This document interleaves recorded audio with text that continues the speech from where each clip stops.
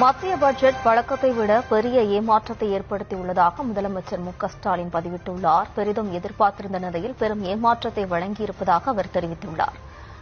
மத்திய பட்ஜெட்டில் வழக்கத்தை விட பெரும் ஏமாற்றம் ஏற்பட்டிருப்பதாக முதலமைச்சர் மு.க.ஸ்டாலின் பதிவிட்டுள்ளார். பெரிதும் எதிர்பார்த்திருந்த நிலையில் பெரும் ஏமாற்றத்தை வழங்கியிருப்பதாகவும் அவர் தெரிவித்துள்ளார். கோவை மாவட்டத்தில் உள்ள 10 சட்டமன்ற தொகுதிகளிலும் தேர்தல் பணிகளை மிக சிறப்பாக ஆற்றக்கூடிய வகையில் ஒவ்வொரு தொகுதிகள் வாரியாக அலுவலகம் திறந்து வருகின்றோம். குறிப்பாக இன்று 4வது அலுவலகமாக தொண்டாமுத்தூர் தொகுதியில் இன்று மாலை நாங்கள் திறந்திருக்கின்றோம். கழகத்தினுடைய தலைவர், தமிழ்நாட்டினுடைய முதலமைச்சர் மாண்புமிகு தளபதி அவர்கள் இந்த 4.5 ஆண்டுகளில் தமிழ்நாட்டு மக்களுக்கு வழங்கியிருக்கக்கூடிய வரலாற்று சிறப்புமிக்க திட்டங்களை ஒவ்வொரு வீடுகள் வாரியாக வாக்காளர்களை நேரிலே சந்தித்து அரசினுடைய திட்டங்களை, முதலமைச்சருடைய சாதனை திட்டங்களை கொண்டு சேர்க்க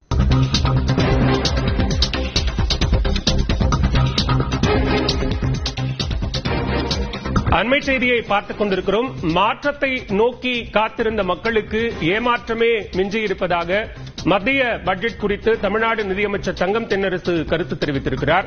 இத்தொடர்பான கூடுதல் விவரங்களோடு இணைகிறார் சிறப்பு செய்தியாளர் அபினேஷ். விவரங்கள், அமைச்சனுடைய அறிக்கை என்ன? பாலவேல், இன்று மத்திய நிதிநிலை அறிக்கை என்பது நாடாளுமன்றத்தில் தாக்கல் செய்யப்பட்டது. தமிழ்நாட்டினுடைய நிதி அமைச்சர் தங்கம் தென்னரசு இந்த பட்ஜெட் தொடர்பான தன்னுடைய விமர்சனத்தை முன்வைத்தார்.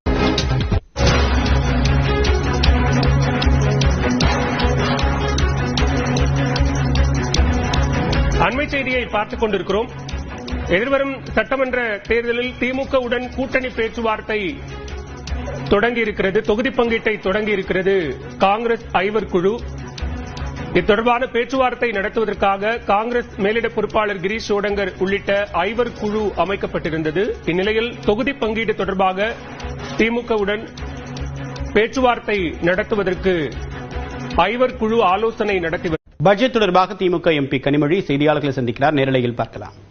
காலையிலே முதலமைச்சர் அவர்கள் அவருடைய ஒரு ஸ்டேட்மெண்ட்ல சொல்லியிருந்தாங்க, தமிழ்நாட்டுக்கு வரவேண்டிய நிதி அதை பற்றி இந்த பட்ஜெட் ஏதாவது பேசுமா, கல்விக்கான நிதியை பற்றி இந்த பட்ஜெட்ல நமக்கு ஒரு தெளிவு பிறக்குமா என்று கேட்டிருந்தார்கள். எதற்கான ஒரு தெளிவும் இல்லாத ஒரு பட்ஜெட்டா இருக்கு. ஏற்கனவே தமிழ்நாட்டுக்கு ஜல்ஜீவன் மிஷன்ல நிறைய நிதி வரவேண்டி இருக்கிறது, அதிகப்படுத்தி தர வேண்டும் என்று கோரிக்கை வைத்திருக்கிறோம். இப்பொழுது அதையும் குறைத்திருக்கிறார்கள்.